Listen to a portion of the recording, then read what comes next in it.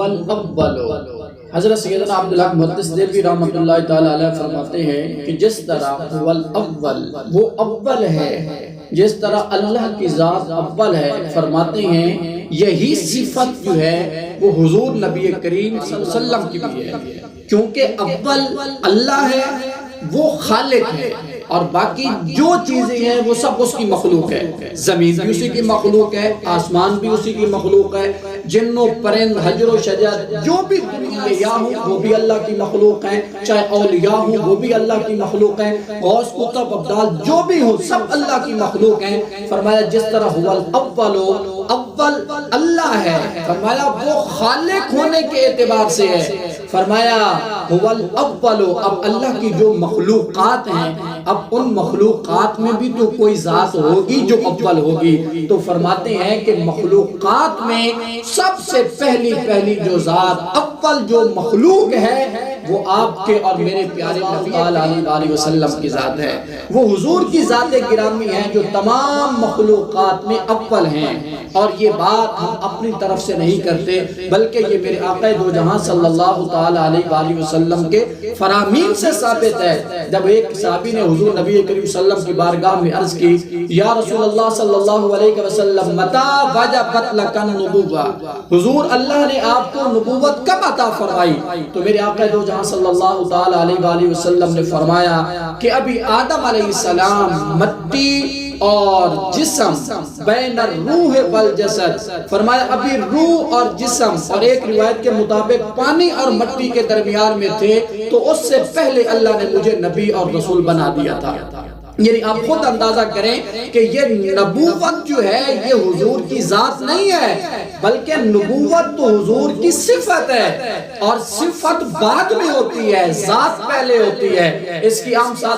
سادہ سی مثال ہے کہ ایک بچہ جب حافظ قرآن بنتا ہے تو لوگ اسے حافظ صاحب کہتے ہیں کہ یہ حافظ صاحب ہے، تو حافظ صاحب کا مطلب یہ ہے کہ اس نے قرآن حفظ کیا ہے۔ اب یہ قرآن کا حفظ اس کی صفت ہے، پہلے بچہ ہوگا اس کی ذات ہوگی، وہ شخص ہوگا تو قرآن کا حافظ بنے گا۔ تو یہ نبوت اور رسالت یہ حضور کی ذات نہیں ہے، یہ نبوت اور رسالت تو میرے آقا کی صفت ہے۔ اور فرمایا کہ جب حضور کی صفت کا یہ کمال ہے کہ بھی آدم بھی نہیں بنے تھے تو نبوت اور رسالت حضور کو عطا کر دی گئی تھی، تو فرمایا کہ میرے حضور کی ذات کا کیا عالم ہوگا کہ اللہ نے حضور کو کب تخلیق فرمایا ہوگا۔ اسی طرح ایک اور روایت ہے، اور اس روایت کے جو راوی ہیں وہ سیدنا امام زین العابدین وہ روایت کرتے ہیں کہ یہ بات میں نے اپنے ابا حضور حضرت سیدنا امام حسین پاک سے سنی، اور حضرت سیدنا امام حسین پاک اس حدیث کو اپنے ابا حضور حضرت سیدنا علی المرتضی شیر خدا رضی اللہ تعالیٰ عنہ سے روایت کرتے ہیں، اور حضرت سیدنا علی المرتضی شیر خدا اس حدیث پاک کو خود حضور نبی کریم صلی اللہ تعالیٰ علیہ وسلم سے روایت کرتے ہیں۔ یہ ایک سونے کی لڑی ہے، ایک پوری سونے کی لڑی ہے، ان راویوں میں کہیں کوئی شک نہیں ہے، کہیں کوئی ضعیف ہو کوئی کمزور ہو، فرمایا بالکل بھی کوئی گنجائش نہیں ہے، یہ خوبصورت راویوں کی لڑی۔ کیا فرماتے ہیں حضرت سیدنا علی المرتضی، حضرت سیدنا علی المرتضی شیر خدا رضی اللہ تعالیٰ عنہ فرماتے ہیں کہ حضور نبی کریم صلی اللہ علیہ وسلم نے فرمایا کنت نورا بین یدی ربی، فرمایا کہ میں اپنے رب کے سامنے اس وقت بھی نبی تھا قبل خلق آدم باربعۃ عشر آلاف، فرمایا الف عامل، فرمایا کہ حضرت آدم علیہ السلام کی تخلیق سے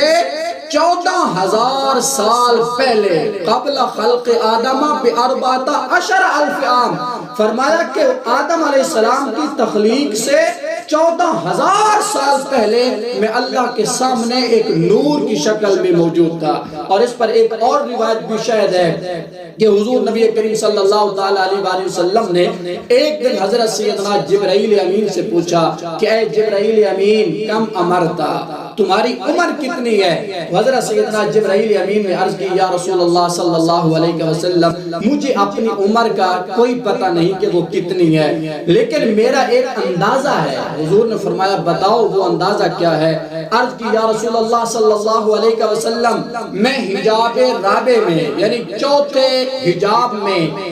فرماتے ہیں کہ میں ایک